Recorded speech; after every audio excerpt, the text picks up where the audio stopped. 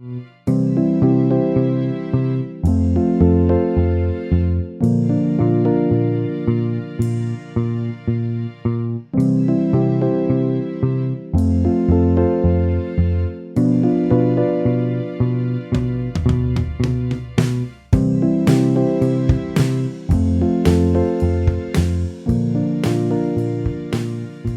y'all, this is my lovely wife Courtney. You may also know her as the very most beautiful woman in the world. Thanks. I'm James Roy, and this is the Noise Date Night Edition, a show where we cover our weekly date night movie selections and give you the cleanest and most awesome review. All now, while my dog hounds me from behind that we just got. So that's the thing we're going to talk about today is the dog we just got, and also how we watched our niece Marlo this weekend. But let's get right into it. I don't know if you can see him in the shot. Oh, there he is. Hey, bud, what's up? It's our dog Rocky, and Short for Rocket. yeah, and so Since that our goes car is named Benatar. Benatar. Yep. And my driving profile is Star-Lord, and Yep. and hers is Gamora. So very Guardians of the Galaxy of us, honestly. So sticking a theme, and honestly, I'm gonna tell you that was Courtney's idea to name him Rocket. So You're welcome. that's how you know you found a keeper. Now we just need like a house plant and name it Groot. You know what I mean? Or like a fish. No, yeah, I'm on board. Let's do it. But yeah, so we got the dog. I had a Pee Wee game. We won 27-0. So put a big donut on the scoreboard for the other team because as the defensive coordinator, defensive co-coordinator, it's me and Coach Quinn out there. Yep. We got out there and got after it. It's a pretty solid game. After that, went out and picked up the dog. And then we hung out and watched our niece all weekend. That was fun. Because so early on in my time knowing Marlo, I would go underway. So like I first met her, I spent like maybe a month hanging out and like seeing her, and then I went underway for 2 months, and then she forgot who I was. So That's not true. well, okay, so not entirely, but like the Are you talking relationship about was, before your deployment? yeah, before deployment. Oh yeah, that underway she kind of did. Yeah, and so Forget about you. on and off again. Over the course of deployment, they showed her my picture to kind of keep the image fresh in her mind. Well, it was pretty much the big giant blow up that my mom had in our I don't even know what to call our entryway, and she'd walk by and be like, James. So kept the memory fresh, Mm-hmm. but since I've gotten off of a boat and have been here more consistently, we're finally at that point where Like she runs to James. She runs before I'll me. be like, So hey, what's up? And she just runs right at me. mm-hmm. Pick her up, throw her in the air. It's okay. I pay her in ice cream scoops to do that. I'm just kidding. I don't give her ice cream. I thought she was Maybe. lactose intolerant. But shh. But no, Your jokes, babe. always 10 fun out to of hang 10. out with Marlo. We got So fun. She's the best. We love her. Shout out to our goddaughter. shout out. Hashtag the godmother. But other than that, not much going on. We this past week we actually started Squid Games. We're still on episode 3 right now. So good. But now we're starting to make sense of the memes that everyone's throwing out. We were talking about this, how we wish it was in Korean like language and we could hear it with just like English Sometimes. subtitles. Yeah, because sometimes like the voiceovers they use, there's was it Sang-woo's mom, right? Yeah. Her voice sounds like a 30-year-old woman, and that woman is not 30. Mm-hmm. So it's a little, but she's got to be in her 60s. Some of the voiceovers are really good though. No, I agree. It's a great show. Totally watch it. But yeah, totally. If you're into that. I think it's great to see a concept that's so good it transcends like literally being made for the audience that it's being presented to. It's like, wow, Netflix has this in Korea. Let's just put it everywhere. Yeah. And it's just it needs so to be good. Nominated. It will. I have no doubt. Okay. I'm gonna call it now. Okay. As a film expert, or really, not as a film expert. Sure, babe. But no, yeah, this week, we watched No Time to Die. So let's get into that. James Bond, is a guy, and there's a couple of different dudes that play him, but in this case, No Time to Die We're is on the current Bond series. is the fifth and final installment Mm. in Daniel Craig's James Bond. So Have you seen the older Bonds? I've not seen any Bond movies. Me either. I mean, no, I've seen a Daniel Craig one before, but I have not seen the. I'm like generally familiar with guys that have played James Bond, like Pierce Brosnan Mm-hmm. and Is that his name, Brosnan? I can't remember how you say I'll look his it last up. name, but I know he has played James Bond. I want to say Sean Connery Mm-hmm. is one that's thrown Yep. around a lot, and once we get outside of that, I'm not like super familiar. Yeah. I know the vibe of a James Bond movie, and this one Brosnan. definitely Yeah, you're right. lives up to it. Yeah, it was great. I thought, surface level, this was like typical, espionage, spy thriller with the right amount of action. It wasn't like an all out shootout. It wasn't like an action thriller. It was like more of like a, I can't think of the term for it right now, but like very much spy. Yeah, it was Like- just like a good classic spy movie. It was just as much about the sneaking around and like that like the skill of it as it was about the shooting. Like it wasn't that James Bond The shoots shooting- people. You mean It's- like It's that James Bond does everything really the action well. aspect Yeah, like everything that James and the mystery Bond aspect? sets out to do, he does it well. Mm. And, like there's one point where his boss is like, you hadn't lost a step, and that's like a shame because I really kind of wish you had. Mm. So like, yeah. So it's that kind of movie where it's like, dude, are you gonna fail? Because like I really would like you to. But I don't know. Time and time again, he comes through. Yeah, I don't know. So I'd say go out and see it. That's my recommendation. What do you think? Oh yeah, totally go see it. It's a great movie. It really keeps your interest.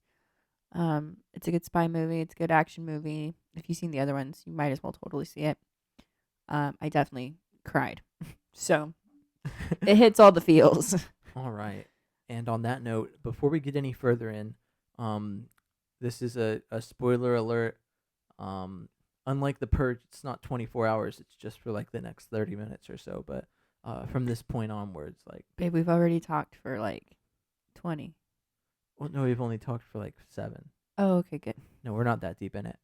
But yeah, based on our typical runtime, 30 to 35 minutes of, hey, you shouldn't be listening anymore if you don't want the movie spoiled for you.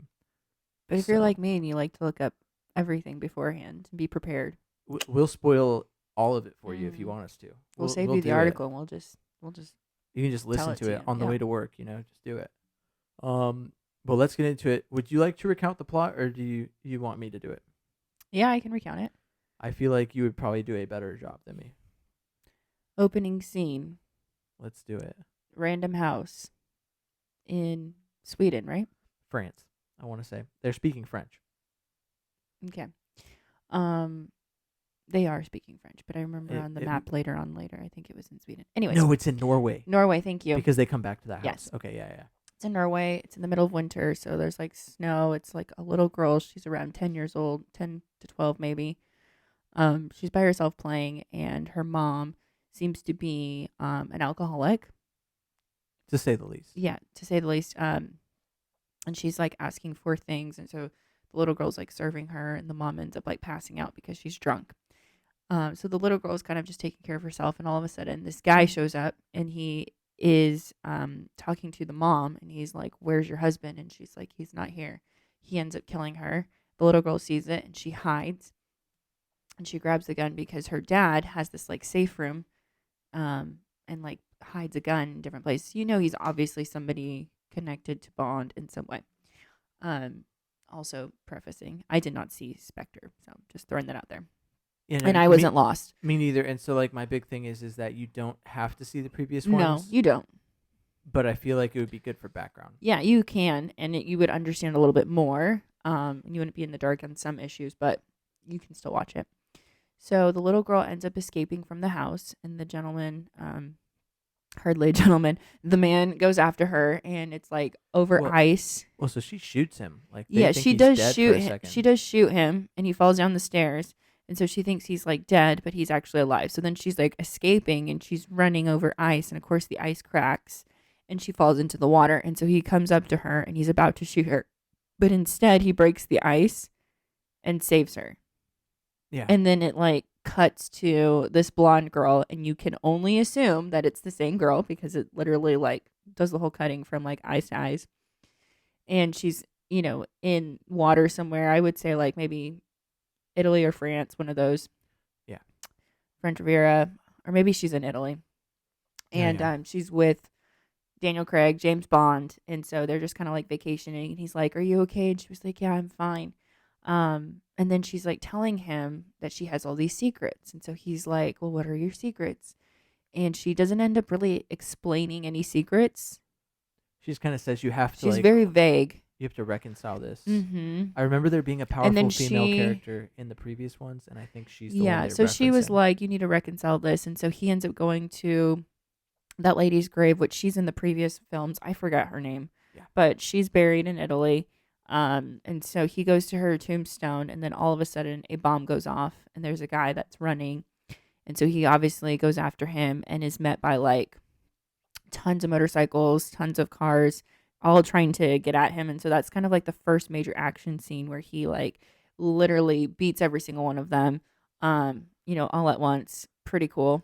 Yeah, and now if you've seen the previous ones, you'd know these are Spectre guys, but I didn't really put that together till later. We didn't know that they were Spectre guys. And so he's very much like, it's Spectre. Like he knows. Yeah. And so he ends up getting a phone call from a guy who used to work at Spectre. And it's Christoph Waltz's character, which if you watched Spectre, then you'll know his character. I think he goes by, what does he go by? I'll have to look it up. I'd have to look at it. Okay, so anyways, he calls him and he says, "Oh, it's Spectre, and Madeline, which is the girl's name, is his daughter." And so he's just like, "Wait, what? This is the secret? She's connected to Spectre." Which Spectre, I had to look up the whole plot line because I didn't watch the previous one, is like an organization that they're basically defeating in that movie. And so Christoph Waltz's character, he's now in prison by Bond. But Madeline's dad used to work for Spectre as well. But he actually died in the previous film. So her dad was dead, but he didn't know like she was an offspring because she was in Spectre as well. And so that's where they met. So she did not convey that information that her father was, in fact, someone who worked for that company that he looked to devour, Inspector. It's Blofeld. Blofeld. Yeah, there we go. Okay. So Madeline is like, "I didn't do anything," because obviously James Bond confronts her. And he's like, "What did you do? Like, did you betray me? Did you betray me?" And she's like, "No, it's not me. It's not me. I didn't do anything." And so it's spy life. He's got to cut all ties. So he's cutting ties with her. He puts her on a train and is like, "I never want to see you again," basically. And they break up and she goes on a train and he goes on his merry way. Yeah. So fast forward. Then it fast forwards 5 years. And there's this like laboratory in London and they're creating some type of chemicals that they don't really tell you. And there's all these scientists and they're just kind of like there running jokes, office banter. Playing jokes on the Russian guy, but jokes on them. Yeah, playing jokes on the Russian guy. And then the Russian guy ends up calling or getting a phone call. And they're like, "Okay, now's the time," right? They give him the go ahead. Sure enough. Execute Order 66. Yeah, all these the guys come in and they break into the office, into the laboratory. And they're like asking for the certain element that they're looking for. It looks like a little vial. So they're asking for it's Herculine or Herculine. It's some sort of program that MI6, the British Secret Service, is running off the books. Yeah. So they're looking for this vial, and this vial ends up becoming a poison that can mimic polio and smallpox instantly and kill you instantly, basically. But it's DNA targeted. And it's DNA targeted. That's like the catch. And so they spare the Russian scientist. They take him with him. They pretty much kill everybody else, take the vials. And it turns out to be the same exact guys they were after Bond 5 years previously. Yeah. Okay. So then at that point, there's this guy named Felix. We flash back to where Bond is, and he's on his remote Caribbean type style home, Doesn't really tell us where, but it looks like the Caribbean. Jamaica. It's Jamaica. Jamaica? Okay. Because if you read the preview, it says James Bond's living a tranquil life in Jamaica. That's Okay, the so first yeah, line. he's definitely like in retirement mode. He's got like this really nice house on the water. He's in his boat. He's just kind of chilling. He drives like just some normal Jeep type of car. And he's just living his life. So he's being followed. And so, of course, he runs into the people who's following him. And it happens to be Felix, who's in the previous Bond movies. And then this new guy named... He's some politician's son, a political hire. Who now works for... It's a Logan Ash. That's his name. Logan Ash. Logan Ash. And so James Bond is like, where did you get this guy? He just smiles so much. Like, he's really annoying. He's a really big fan of Bond. And so they're like, we need to meet somewhere private. So he takes him to this bar, this club, and it's really, really loud. And so they're having a conversation, and Felix is like, hey, man, we need you. We just, like, this lab just got broken into. It's an off-the-books job, so we need someone like you to retrieve the vials before it destroys everything. And so he's just kind of like, no, I've been out of the game. I'm done. I'm retired. No, type thing. And then he runs into this Bond girl, but he didn't know it was Bond girl. No, yeah, it appears to be a local. A local. Mm-hmm. And so she kind of like catches his eye, and they make eye contact. And you're And like, oh, okay. It's the first of many times in the movie where an attractive woman makes eye contact Mm-hmm. with Bond, and just like the outcome's not what you'd expect. Yeah, so she kind of like makes eyes to him, and he's like, hey, and like in the past Bond, that's kind of what he's known for, is like Bond girls, or he has like girls that are after him, love interests and things like that. And so she kind of like smiles at him, and then when he comes outside of the bar to leave, after he tells Felix no, he's not doing this, then he tries to leave and his car won't start. And so the girl comes back around and says, hey, do you need a ride? And he's like, sure. So he takes the ride and he goes back to his house, and she comes in and he's just like trying to woo her. And like, it's super funny because she just like, she takes off her like her hair, and he's like, wow, okay. That was not the first thing I expected you to take off. And then she was like, she's like, I am 007. Is that when he finds out her name's 007? I think it's there. I'm pretty sure. Yeah, I'm pretty sure she said that. Either He was just kind of like, wait, she what? spends like the next 20 minutes of the movie rubbing it in his face. Yeah, that she's 007. 007. So since he's retired, Said you thought they'd retire that your number, did you? she's got a British accent. So, but yeah, she's great. She kind of gives him some banter, and basically tries to tell him like, hey, yeah, we need you. This is like a big thing, and you should like join, basically. Right? Is that what she says? Or no, she's more or less like, don't get my way. Like, I see that they're trying to recruit you, and I'm already on it. No, yeah, because the CIA is Mhm. approaching him, and she's MI6, right? So they're different Mhm. organizations. And he brings up the point. He says, imagine something's off here. MI6 and the CIA are working on something, and they're not talking to each other. Mm-hmm. This is weird. Yeah, so then you kind of like know that something's like off, like who you're going to trust, who you're not going to trust type of vibe. So she ends up leaving, and then he ends up telling Felix, I'm in. And I think like that little playful banter and his like position being threatened by like a woman and being replaced. I'm back. He's like, no, I need to be back in the game and be the best. So he's in. So they're like, okay, cool. You're going to go to Cuba because that's where they are all headed, is Cuba. Enter Ana de Armas. Yes. So then he runs into Ana de Armas, who is another runs into agent. That's who he's assigned to work with. Yeah, that's who he's assigned to work with in Cuba. And in the movie, her character is Paloma, and she Which just means kind of like dove in Spanish. Oh, okay. Hey. And so she basically talks about how she's only been on the job for 3 weeks, and she seems like really excited and really nervous. And again, James Bond kind of turns on his charm, and she's like, oh, no. Like, I'm not here to like talk to you. Yeah, I'm here to give you your costume. Here you go, right? Your outfit.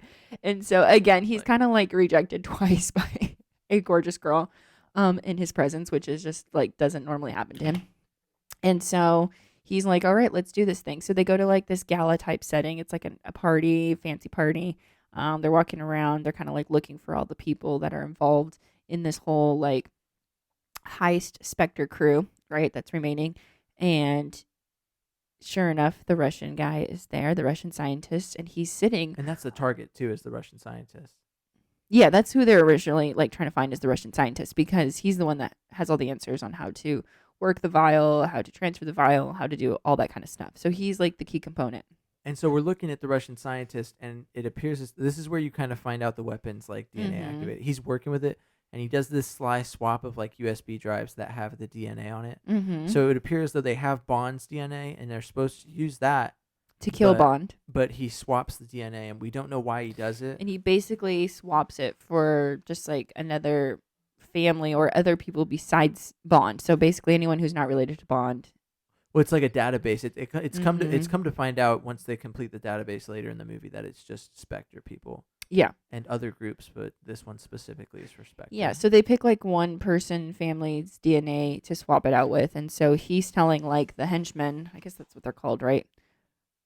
Right? The people who are like hunting Bond. Is that what you would call them? So they set up the device, right? And so the scene culminates in like Bond's working his way through the crowd, and the dude calls him out. So Bluefield is like there virtually. It's like his Zoom meeting, but weird. It's like spy technology. Yeah, stuff. so he has like a glass eye that's a camera that can like help him to see and communicate. And so he calls with his out men on the ground. He calls out Bond. He said, "And our guest of honor, Bond." And he says in a way, he's like he knows that this is a trap set for Bond, and Bond's gonna die. And they release the gas, but he doesn't know that the Russian scientists swapped out the DNA. And then all of the Spectre people start dropping like flies. Come to find out, all of them are there except for Bluefield because he's in jail. So every member of Spectre is now dead. Yes. Just eliminated. Yes. So now Bond is in pursuit of the scientist, and the scientist is really excited because his little trick worked. He was able to isolate a certain DNA in order to kill them. And so he goes after him to capture him, and while the new 007 is coming after him. So now you have new 007, which her name is like Nomi in the movie. She's played by Lashana Lynch. So she like shows up and she's like swooping in and she grabs him, and then you've got Anna's character and James Bond, and they're going after him. So everyone's kind of going after the same guy, and so they're all kind of fighting off the rest of the Spectre crew that's still there. And sure enough, who ends up winning? James Bond ends up getting him, of course, and goes into an airplane and is like, "Let's go."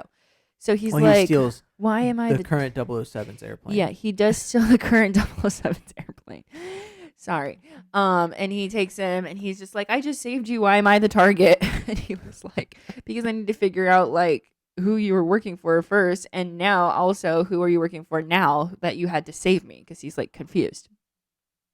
Clearly, if it was up to the other guy, he would have been dead because that's what he wanted. Okay. So meet at the boat out in the middle now of they the go. ocean. Yep. Now they go out in the middle of the ocean. He's with Felix and he's with Logan Ash, and he brings the scientist to him. And so James Bond is like interrogating him and like not in like a mean way, just questioning him like, "Who do you work for?" And he's just like, "Oh, you don't know?" And he's just like, "What do you mean?" And he's like, and he looks, and then they look. And they look at Logan Ash, and then he turns his soul smile into like, "Man, I was a fan of yours." Well, no. So the scene culminates in this. Bond's doing his interrogation, and he's like really lighting into this guy. And Logan Ash the entire time is like, he can't do that. And Felix is just like, it wasn't "Dude, very who violent. are you?" It was more or less like just like it was a shouting match, and Yeah, Logan Ash was yeah. getting visibly frustrated that Bond was Yeah. questioning him. And Felix is like, "It's fine." Like, And then it's to the point where you said he's like, "I was a real fan of yours, but I guess I'm gonna have to kill you now." yeah. So then Logan Ash turns and he becomes the villain, and he ends up like locking James Bond, and he ends up shooting Felix and locking James Bond and Felix inside. What would that call? Like the lower deck? So Bond gets kicked into the lower deck, and he tries to I'm climb asking back you up. because you have all the boat knowledge, babe. If it's below sea level, it's technically a deck, and I think it's like, I don't know. I wasn't on a surface ship. Mm. Everything was below sea level, so I don't know. Okay, sub life. So anyway, so he locks him in, and Felix is bleeding out. James Bond is trying to figure out a way to get out, and he's like, "It's okay, we're gonna get out. We're gonna get out." And so Logan Ash ends up taking the scientist, jumping in the heli, taking off from the boat, and leaves a bomb. So then the boat explodes, and so because of that, now water is rushing into the deck, and so now James Bond is really trying to get out. He's trying to also keep Felix alive, and Felix finally says, "Man, you got to go alone. You got to go Because without Felix me." had been shot at that point. Yeah, so he had was already been gone. shot. Yeah, I already he said was, that. Yeah. No, yeah, I know you did. Oh, Yeah. okay. And so he's like, "You got to go on without me, because only like one of us can survive." And so he's like, "Okay." And it's a really emotional part, and it's so sad. First time I teared up. Then James Bond, being James Bond, he ends up finding a way out. He ends up like, manhandling that. What would it call? Like, how do you open the door? The dog. Okay, yeah, sure. Yeah. And he opens that and he The pushes it out, latch and he dog. ends up coming out just in time. And then he finds like a raft, one of those inflatable rafts, and then he Gets picked up by a cargo ship. then he's sitting in it, and a cargo ship comes, and then it just flashes forward to him being back in London. So now he's meeting with M. Exactly. Because he knows 007 is involved. And so he goes to meet with M, and he's like, what is happening? But the whole scene of him coming back, everyone's like, well, everyone keeps going 007, but they're like talking as he's like walking by. It's like super awkward. But they're talking to the other girl, and he's just like, wait. Yeah, they're just like, he's back. 007. By the way, to make note of this, one of the characters, Miss Money, I can't think that's how you say it. She was actually in Venom: Let There Be Carnage. She played Shriek, so that's our connection to last week's movie, in case you were wondering. But let's continue. I didn't even catch that. Okay, well, she works for M. She's like M's secretary. Exactly. So she's like telling M like 007 or James Bond's here, and he's like, what? Okay, we'll let him in. So he comes in, and 007's like, I need to be in these meetings, and he's like, no, just James Bond. Just Bond. Bond. They just call him Bond. James Bond. Bond. And so Bond goes in, and he's like, what is going on? What do they have? Why didn't you tell me about this? Why don't people know about this? Why is this off the books? Basically grilling him with all the questions of like, now it's with Logan Ash, and it's like, who is Logan Ash? Who is Logan Ash even working for? Like, why is he the villain? Exactly. Where did he come from? There's so many questions. And so basically M's kind of like telling him that they were weaponizing this virus. And so it was supposed to like help the agents. It was supposed to help isolate certain, enemies that they could kill instantly. It's meant to be 100% accurate. Yeah. No accidental casualties. Yeah, and there's no way of like curing it. There's no way of getting it off your body once the virus is on you. Then nanobots don't go away. Yeah, it's a nanobot. So he's explaining all these things, and so James Bond is like, okay, well, we have to figure out who he's working for. So he goes to Q. Q is like the computer guy. He's the one that can hack into everything. So if you've seen all of the old Bond movies or the Daniel Craig Bond movies, he goes to Q, and he basically tells Q, and he tells Moneypenny, that's her name, and they're like trying to figure out, okay, we need to get into Blofeld's head. We need to track all these people. We need to track Logan Ash, and we need to figure out where they're going next and who they're working for and all these things. And so they're basically like, well, we can go talk to Blofeld, but there's only one person that can be allowed in. Guess who it is? Dun, dun, dun. It's Madeline. Mademoiselle. So then we jump to Madeline and her life. And at this point, it seems like she's a therapist. She's the only psychotherapist that Blofeld will talk to. Yes. So she's a psychotherapist.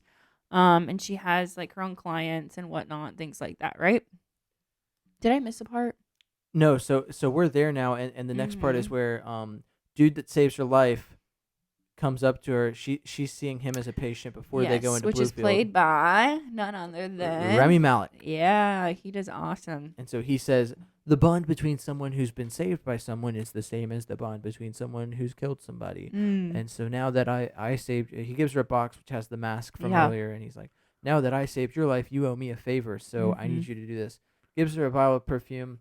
I think it took me longer than I would like to admit to put together the fact that he's trying to kill the last member of Spectre, which is Bluefield. Yeah. And so backstory is that like we already said, this girl's father killed his whole family when he was working for Spectre. So he hates that organization. So he's taken them all out. Yes, and that's why he was trying to have revenge on that guy's family, which is Madeline's family in the beginning, anyways.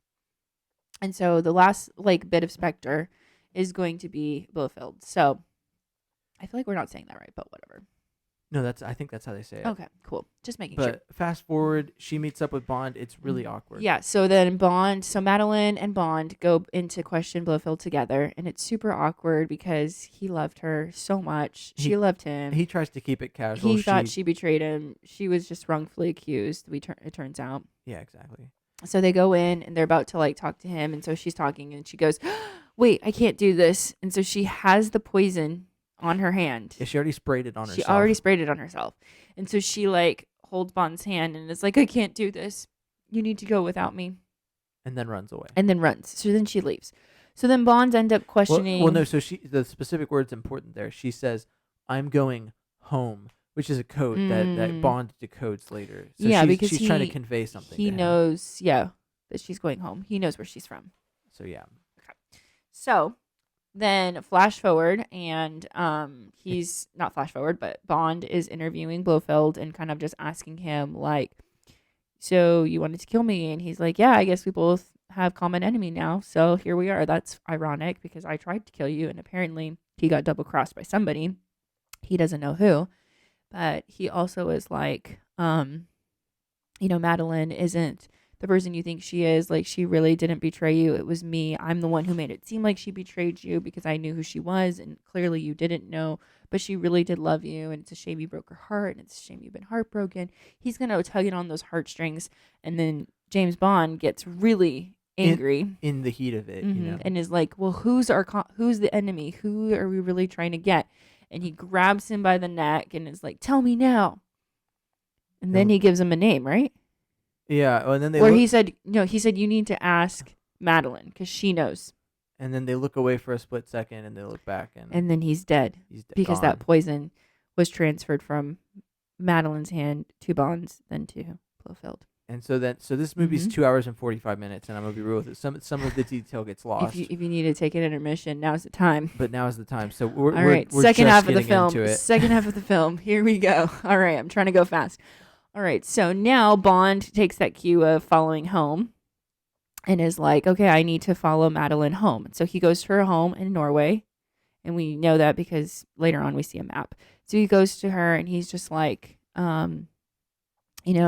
and she's like, is it done? And he's like, yeah, he's dead. Well, so the reason we find out he's in Norway is because the 007, the female, is tracking Logan Ash. Okay, and we didn't say anything yet. So Q ends up hacking into Logan Ash's eyeball and realizes that Logan Ash is actually connected to the Spectre guys. Yeah. But the Spectre guys have now switched alliance from Blofeld to somebody else, and we're still trying to figure out who that somebody else is. Well, no, all of Spectre is dead, so this other guy's working with Logan Ash to take out Spectre, and that's happened. So I'm talking about the original henchman that was after him for Blofeld, and now that guy did. That guy stayed. Okay, yeah, he switched alliance. Okay, all right, I see what you're saying. He's like the head honcho for the men on the ground, if you know what I'm saying. Yeah, the one who has all the action with Bond fighting him. So Bond goes to Norway to Madeline's house, and it's her childhood home. And so you're right back to that scene where the movie all started. And she's like, is it done? He's like, yes, Blofeld is dead. Who's our common enemy? And so she tells him the story about this man who his whole family had died. And she shows him, his father's like lair, basically his little hideaway house room. Yeah. And he's got all these like things going on, and she has all these things, and it's like pictures and maps and timelines and newspaper clippings of kind of like everything that happened. And a name is there of the man that, was trying to take revenge on her family. So he knows that it's him. He's the enemy because he wanted her to kill Blofeld. So they finally rekindle. They fall back in love. They have a romantic evening together. What we're not mentioning is the kid. Well, I'm kind of getting to that point. Then all of a sudden a kid comes in and is like, I'm hungry. And he's like, she needs to go to bed. The kid needs to go to bed, and it's a little girl, and she looks about 5 years old. Flash forward 5 years later. Blue eyes.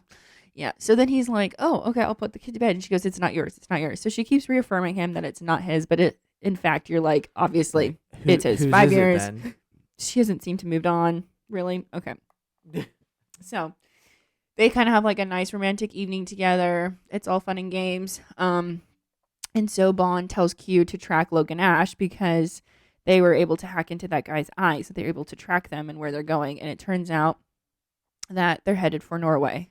Well, yeah, and they find this out because because Double 007 07. had been sent to do it, and Mhm. he's like, shows him the location, and Bond is like, you told her to track Logan Ash, not me. And then Yeah. he So realizes real quick that there are a few moments between 007 and between Bond. She ends up like letting him be reinstated as 007 because she's like, okay, we need to work together because they're on the same side. And so she goes back to Nomi. That's her name in the movie. exactly, And yeah. so she is like tracking Logan Ash. That's what he puts her on. Her task is to track Logan Ash. And so she's like, okay, well, I'm on my way. And he's like, cool, send me the location. He's like, why are you coming to me? And she's like, no, I'm tracking Logan Ash. That's where Q sent me. And sure enough, we know that Logan Ash has found them and is on their way to them.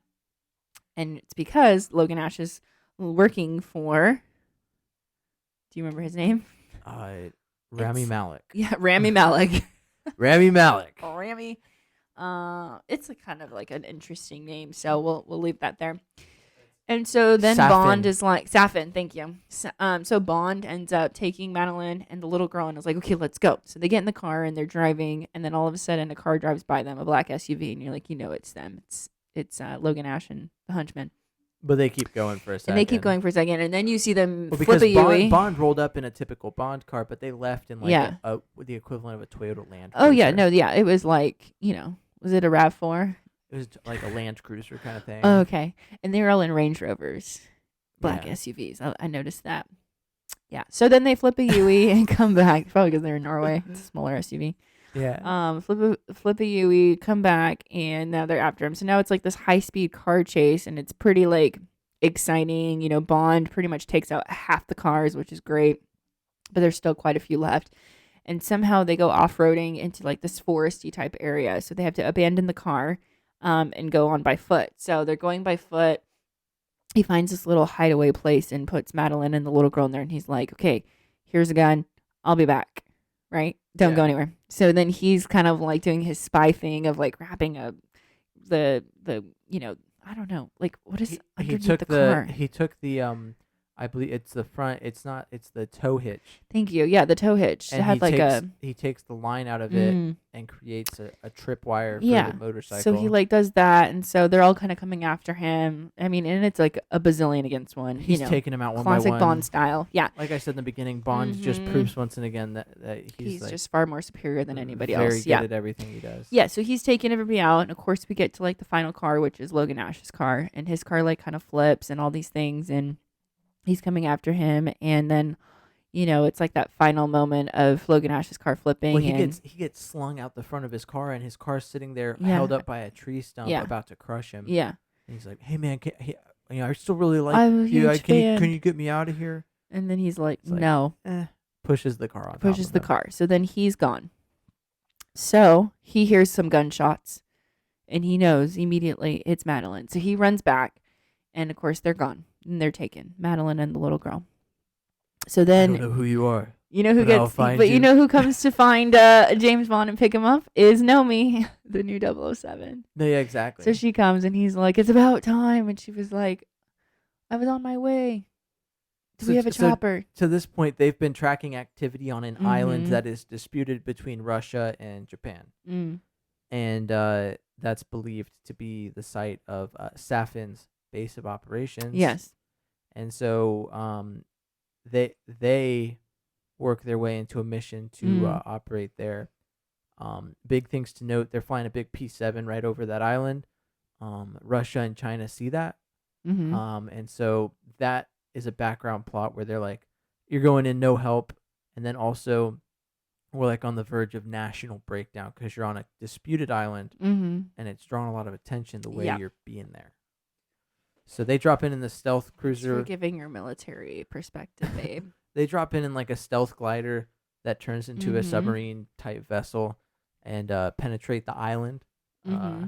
They do typical 007 MI6 kind of things, taking out guys. Like I said, the shoot 'em up kind of stuff isn't really like just unadulterated gore. It's like executed, well thought out spy action. It's not extremely gory for like how much killing ends up happening. No, exactly. There are some like intense parts, but like nothing that's like. It's more about the slyness of it. Yeah. It's more noir. Like the action aspect. Yeah. a a The fighting gentleman's kind of taking them out. sequences and yeah. Yeah. Mhm. They get in there and find the Russian scientist. They set up a bunch of explosives to explode the Hercule. I still don't fully remember the name of the program, but to destroy that. All the while, Madeline and her daughter have Mhm. been taken hostage by Safin, and that we're seeing that progress where he takes the daughter from her and sends Madeline away. Mhm. At one point, they're separated for a while, and they find their way back together. All the while, the 007s are working their magic, trying to get in there. It's their secondary mission to save them. The first Yeah. mission was to blow up the thing, Mhm. so they're working their secondary mission. They're asking about the availability of like a Royal Navy ship off the island so that they can launch some tomahawks to take out the place. Um, Bond has his confrontation, or not really. He doesn't have his confrontation yet. So he finds Madeline, breaks free, or they find the kid, and then 007 takes him and go, and James Bond's like, I got to stay behind to make sure the missile silos are open, so that this place actually blows up, because Yeah. otherwise our missiles would bounce off of the silos like bouncy balls. And so he has a fight scene where he has to fight through like a whole bunch of people to get to the control room. There's a little quirky scene where Q's like, this is a really complicated thing to operate with a bunch of switches that have to be operated very precisely. And he's going on and on, and James Bond's just operating them, just like throwing switches. And then he goes, and then you'll have to do this, and it'll be really difficult. And he goes, done, did it. He gets it open just to find that someone's shutting it as he's leaving the island. It's kind of his last, like, You I totally think. missed the part where Savin has a vial of the DNA. Okay, he displays that to them at one point early on, where he Mhm. has a vial of their DNA, which is attached to this. Madeline and the little girls. Yeah. So if you come in contact with that, you would not be able to come in contact with Madeline or the Mhm. girl. Which is, it's weird to say, right? No, it's saying that the No. shared DNA for the daughter. Only if you have that DNA, then you would die. Well, the interesting thing is that when Bond is exposed to it, if he is the girl's father, they have shared DNA, and he should have just died. Mhm. But so I think it's just Madeline's DNA, because if it's Madeline's DNA, their daughter shares that. But if it's like the daughter's DNA, the daughter No, shares the whole both of point them. is that it's the daughter's DNA, because the whole time Madeline had been shrugging it off as if it wasn't his daughter. And so the whole point was that even though he was able to get out, Q was like, and he was questioning Q, like, But, if you. well, babe, what I'm saying is that if it was the daughter's DNA, James Bond has that DNA, and he would have died when exposed to it. So it's Madeline's DNA, and the daughter shares that DNA, which is why the daughter would die if he comes in contact with her. Both of them Yeah, would but I die. think they just prolonged that process for him to have like a dramatic finish, because the whole point was that Q was like, you can't get that off of you. So you're saying like if you were to come in contact with Madeline, then he would kill Yeah, her. yeah. So the point is that he would kill either one of them if he came in contact with them, but it's not the daughter's DNA, because the daughter's DNA is his, and he would Mhm. die immediately. So it's definitely Madeline's DNA. Oh, you think Logically, so? that's what I'm trying to come to that conclusion myself based off what I Oh, know. interesting. I But get what you're saying though. so either I guess you way, can come to your own conclusion. Either way, he has to sacrifice. he opens up the blast doors, but then they come closed as he's about to leave the island. It's kind of his Mhm. last chance to escape. So he's a hero and goes back and opens up tries to open up the blast doors. He runs into Safin, and they have their like final, boss battle confrontation. Mhm. Um, and during that confrontation is when he gets hit with the vial. He breaks it, and they both come in contact with it. And this is when you kind of get the impression he's not making it out, Mhm. because you're like, even if he could make it off the island, he's unlikely to do it, because it would put himself at risk of hurting people that are close to him. So he defeats Safin, puts a bullet in his head, and then goes back up and opens the blast doors again, because the missiles had already been launched. Right now, they play up this conflict as if like Russia and China are like, or sorry, Russia and Japan are like really, like having it out about it, and that they're having trouble holding them off, and then they Mhm. just launch a bunch of missiles at this island like it's nothing, which is Yeah. the weirdest thing. But Maybe not the best continuity if you're into the yeah, but actual. logistics of that. So Bond kind of gets him on the radio and goes, "Can I talk to Madeline? Can I talk to the daughter?" It's like, I gotta give my final goodbyes. I'm not gonna make it out. And then he says his final goodbyes. To this point, she's been pretty mum on saying that it's his daughter, but there's a line in that final scene where she says she really does have your eyes, which is our only implication. You can go off that and say that it's James Bond's daughter. And then for the first time in the history of the entire series of Bond movies, as far as I know, James Bond is killed. Yes, he dies. And so that leads us to the end of the movie. That's really literally it. the end of the movie. Last Yeah. scene. Um, Super sad. I bawled my eyes out like a baby. no, yeah, definitely. But I thought it was really good. It was 2 hours and 45 minutes. It's a And very long movie. legitimately, the only reason I even noticed that was because I had things to do at 6 and the movie started at 3. And I was like, wow, I'm probably not going to make it to my plans on Well, time. I told you that when we were scheduling the movie. Yeah, but no, that's why I was like maybe we could, but I didn't real. I thought you meant 2 hours and 45 minutes total run time, but like that didn't even include the previews. most of the time when you go to the movies, there's this thing called previews that they play before movies, and sometimes sorry. that can add anywhere from 10 to 15 minutes on top of the running time. We're just running an amateur hour here, sponsored by me, so that's why that happened. But I guess big things I want to talk about before we get into scoring. Now that we've covered the extremely massive plot, If you're still with us, thank you. is to get onto, so as is typical of the more recent Bond movies, and I think throughout time, you usually have one of the more popular artists at the current moment do the theme song. And so nothing short of that, right? With Skyfall, we had Adele, which is the only thing I knew about Skyfall, honestly. But you've got No Time to Die by Billie Eilish is the theme song that plays, and I thought it was really good. It stuck with the typical theme of Bond movies, where it was very noir, kind of like Bond, kind of like dun dun dun dun. It's kind of like the vibe you get from The Incredibles, but like Bond instead. Like spy music. The underlying like spy stuff going on, right? Yeah, because it's a spy movie. Okay. What did you think of the Billie Eilish theme song? I thought it was great. It was really good. No, I agree. And they did it like so old school style with like the opening credits instead of at the end. Well, in her more It's recent like a work, full opening credits. I don't know if you've listened to her more recent album, Happier Than Ever, but I think it falls in line with her more recent work. I'm not gonna lie, I don't really listen to Billie Eilish at all. No, yeah, I didn't think you had, but I just thought I'd throw it out there, throw a little Hail Mary pass up in the air, see where it landed. Not in the end zone, babe. Not in the end zone. I'm no Roger Staubach though. Next up, so with the female 007, I think it hints at a direction in this franchise going towards that. Yeah. And I don't want to be a pessimist here and say that I'm like outright I'm like, oh well, James Bond's done. There's never gonna be another good James Bond movie. I genuinely liked Nomi's character. Yeah, she was great. I think that there's a certain element of the James Bond movies that was carried up to this point that will be lost when that happens. But I'm interested to see how they carry it out if that's the direction they decide to go in. It seems heavily implied, but I don't know if they're gonna stick with it or if they'll like try and bring in another guy. I know names like Idris Elba have been thrown around. But Yeah, I mean, I there's don't nothing know. like super confirmed, but I mean, I think judging based off of this, that they probably would go ahead with her. No, yeah, I mean, and Mhm. I can agree. I can get behind it. Like I Yeah. said, I think there, as with anytime you change something that drastically, there's something to be lost. But that's not Well, to yeah, say but that's. I think that's why they killed him, which is what you pointed out after the movie, because it was so sad. I It was was like, like, well, well, they kind of had to because now they can ensure that like he that can't whole come back.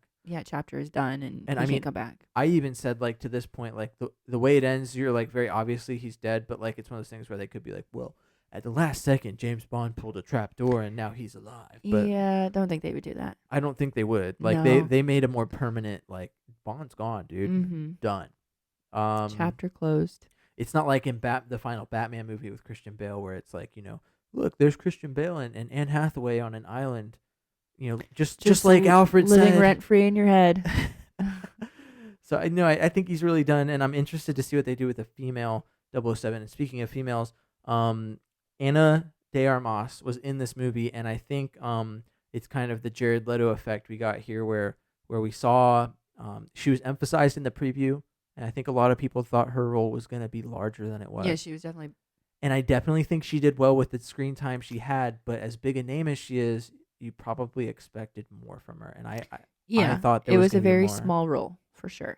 It literally, it's a 2 hour and 45-minute movie, and she was in 15, 20 minutes of it. Not most. Even 20. At most. No, I not I just 20. didn't want to That's long. undersell it, but like that's the most Yeah, that she was I'd say in. 10 to 15.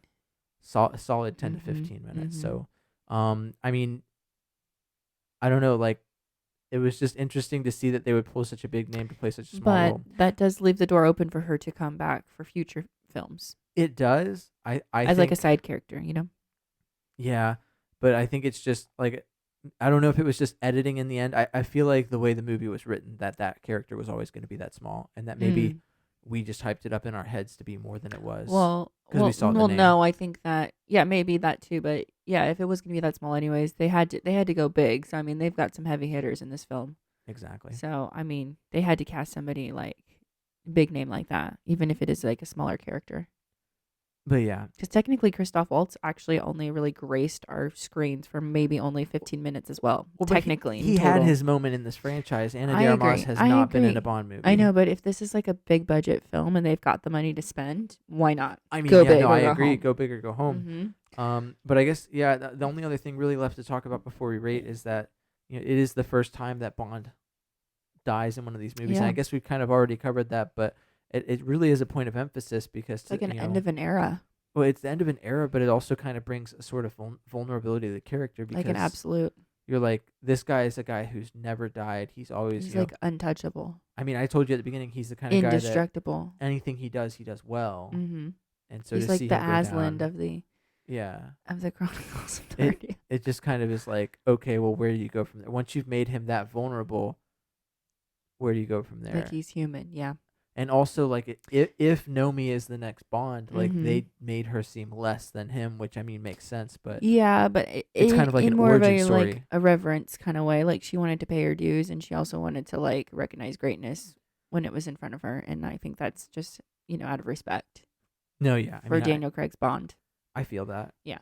But now that we've done that, let's... But then she could rise to the challenge and step up, No, she could. Mm-hmm. But let's hear what everyone else is saying about the movie. So it looks like IMDb had 7.5 out of 10. What is the Rotten Tomato and Metacritic saying? Well, let's see. No Time to Die. We've got, IMDb is a 7.6. Metascore is about a 68. Most of the people liked it. Rotten Tomatoes. Let's see. What does Rotten Tomatoes say? It's probably got to be in the 80% range. Is that your guess? That's my guess. Final answer? Final answer. 84%. Nice. So that's pretty good if you still you know, you know. Rotten Tomatoes for your reviews. No judgment. Do you have any great negative reviews? Oh, any one-star contenders that really, topped Too Loud to describe a superhero movie? I would say let's click on the 1 star. Sorry, but Daniel Craig is not 007. James Bond has lost its luster, its sarcasm, its brilliance. Womp womp. Thank goodness it's over. Wow. The time to die is before watching this movie. Wow. The Eon team have lost their way. The worst Bond movie. It's very hard to judge the non-visible. My favorite one is The Time to Die. Why they go and do this to Bond? Do not watch this garbage. It's not even on par with the worst Bond films. What would be the worst Bond films? Like Connery films or the I don't know. I Pierce haven't seen any. I could only guess Pierce Brosnan is the worst Bond. Yeah. Based on the His other smolder. star power that have been. I don't know. And that's not a slight to Pierce Brosnan. That's just like the lowest name of the Bonds that I know. Everything you don't want in a spy movie. Really? What have I just put myself through? Oh, man. This To Die film, bad, boring, weak. Don't waste your time. Don't waste your money. Well, what I love is that to this point, I don't think we've ever read the negative reviews except for the past couple episodes. and it's nice to know that even on like a good movie like this, there's so many negative reviews. Oh yeah, I mean, and that's the thing. Like, you're never gonna make everybody happy. Bottom line. I can't wait till we watch Spider-Man. What's it? No Way Home. Is that this one? Yeah, this next one's No Way Mm-hmm. Home, and I can't wait to watch that just to hear what the negative reviews have to say about it. That's it. That's it. That's the whole thing. Because I feel like that one's gonna be like a 99. It's really just these review titles for me that they just make me laugh.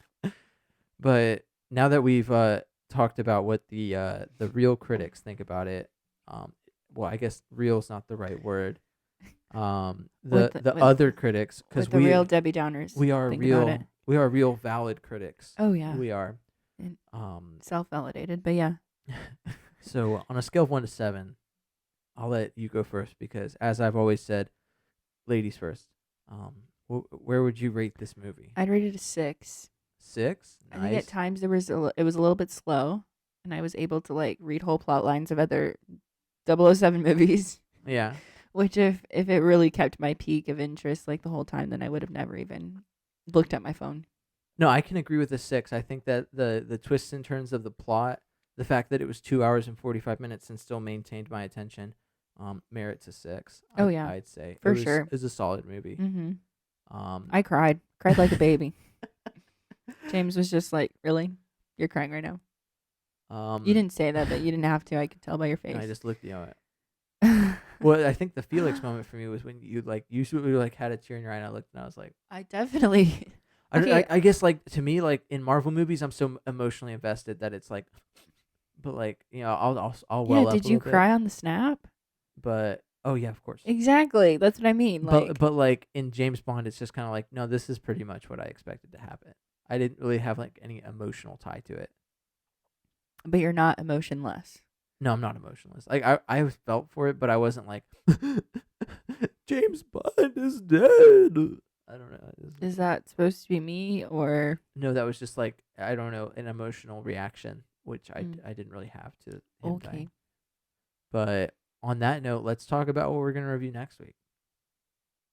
So next week we'll be watching The Last Duel, featuring Jodie Comer, who to this point I've only seen her in Free Guy, unless I'm missing something. That's all I've seen her in. Which was a solid movie. You got Adam Driver, you got Matt Damon, Ben Affleck. You really have a star-studded cast here. I'm so excited to see this. But this one's set in medieval times. I mean, my favorite era. What I get from the preview is that there's a woman who's been assaulted, and they call her a liar because women don't have a voice in that time. And it's just the story of like how it was handled, and the consequence for lying is burning at the stake. The underlying tones of like what's it called? Matt Damon's character, fighting under this false guise of like fighting for her honor when really he's just fighting to save face because, if he dies, I mean she dies too. He's not fighting for her life. He's fighting to defend his image, his reputation. And that's what I got from the preview. I mean, I'm excited to see it. We've been excited to see it since we first saw the preview. Well, it's based off of King Charles. No, yeah. The 6th. Yeah, I think Ben Affleck plays King Charles, I want to say. But he settles his dispute with his squire by challenging him to a duel. What are your thoughts on this? I know you're excited about it. I am so excited. I love period dramas like this. This is totally up my alley, especially when it has to deal with King Charles the 6th, the Tudor era, if I'm not mistaken. No, yeah, I'm excited. It's an all-star cast. I love Ben Affleck and Matt Damon together. Pearl Harbor days. You know what I'm saying? Adam Driver is the biggest draw for me. I think he's a great actor. Yeah, if you're into Star Wars, I get that. Well, he's had plenty outside of Star Wars. Marriage Story. What was the one? Logan Lucky. He's had plenty of movies outside of Star Wars. So Charles the 6th. I just had to look it up because I need to be historically correct, and I like looking up all these things, anyways. It looks like. Oh, Black Klansman was the other one. Yeah, no, this is gonna be good. I'm excited. Yeah. The duel. Yeah, so I'm excited. It's gonna be fun. I hope you don't fall asleep. People seem to like it so far. Who knows? But these are early screeners. I can't wait to see the negative reviews on this one. That's like my favorite bit that we've done this entire time. Yeah, no, I mean the negative reviews. Oh yeah, people are gonna be like, Well, I mean, what's the first thing you comment do? on. You're looking to I buy don't know. something, say from Home Depot, and so you click on the product online, and what's the first thing you do? You go down, you click all reviews, and then Mhm. you filter it by the worst reviews, so you Mm. can find out what everyone hated about That's it. what I do. It's just like I do that for everything. I do that for like restaurants, And sometimes it carries stores, weight. Like there was one hotels. I was trying to buy like a trimmer, and this dude said, "Oh, it melted in my hand," and I'm like, "You're the only dude who said that, and it's the only bad thing said about this, so I'm gonna buy this one, and risk it for the biscuit." Yeah, no, I mean yeah, it is what it is. Mhm. But yeah, we're excited to see the last duel. We're excited to know what you think about our podcast. But this is the end of it. Give us some feedback in the comments. Maybe like, Mm. subscribe, He share. was the king of France. I just wanted to point that out. All right. So So I'm excited for it. nice. But this is 1300s. Courtney, the I loveliest, the Bye. best, Thanks for joining the us. cinematic genius. Sorry if we ruined your life for like an hour. I've been James Roy, and this has been Mm. the Noise Date Night Edition, and we hope to see you back soon. Thanks for listening.